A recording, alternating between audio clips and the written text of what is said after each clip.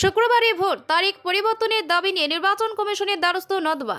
2024 লোকসভা নির্বাচনে প্রথম এবং দ্বিতীয় পর্বের ভোট অনুষ্ঠিত হবে 19 ও 26 এপ্রিল।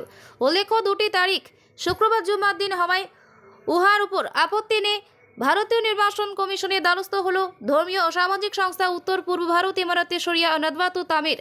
উত্তর পূর্ব ভারতের আমিরে শরিয়াত তথা জাতীয় পুরস্কারপ্রাপ্ত অবসরপ্রাপ্ত অধ্যক্ষ মৌলানা ইউসুফ আলী নদওয়ার কেন্দ্রীয় সাধারণ সম্পাদক তথা আসাম বিধানসভার প্রাক্তন বিধায়ক মৌলানা আতাউর রহমান মাঝার ভূঁইয়া স্মারকপত্রের মাধ্যমে নির্বাচন কমিশনারকে জানান যে শুক্রবার দিনটা মুসলিম মানুষের কাছে একটা বিশেষ দিন। এই দিনটিকে সাপ্তাহিক ঈদের দিন বলা হয়। এছাড়া এই দিন রয়েছে লম্বা নামাজ, যা প্রত্যেক মুসলমানদের জন্য একসাথে আদায় করা আবশ্যক। সব মিলিয়ে শুক্রবার দেশের মহান এই গণতান্ত্রিক অধিকার ভোট দান থেকে অনেক মুসলিম মানুষ বাদ পড়বেন। তাই দেশের নির্বাচন কমিশনারকে উল্লেখিত দিন দুটি পরিবর্তন করে অন্য কোনো দিনে প্রথম এবং দ্বিতীয় ধাপের ভোট গ্রহণের আহ্বান জানিয়েছেন উত্তর পূর্ব ভারত ইমারতে শরিয়া ও নদওয়াতুত তামিরের কেন্দ্রীয় কমিটি। নদওয়ার কেন্দ্রীয় কার্যালয় সম্পাদক মৌলানা নঈমউদ্দিন চৌধুরী এক প্রেস বার্তায় এই খবর জানিয়েছেন। দেখুন বিস্তারিত।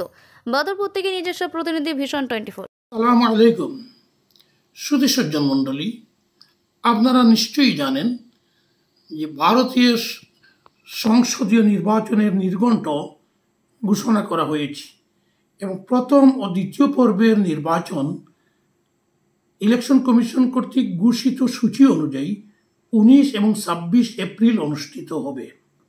এ দুটি দিন হয়েছে শুক্রবার এবং বিশ্বের সবাই জানেন শুক্রবার দিনটি বিশ্ব মুসলিমের জন্য অত্যন্ত গুরুত্বপূর্ণ একটি দিন।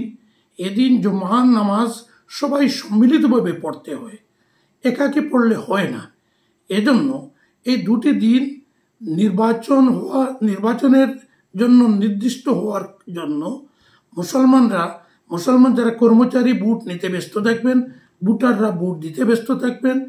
জুমার নামাজে অসুবিধা হবে, শুক্রবারের অন্যান্য ধর্মীয় অনুষ্ঠান পালনে অসুবিধা হবে।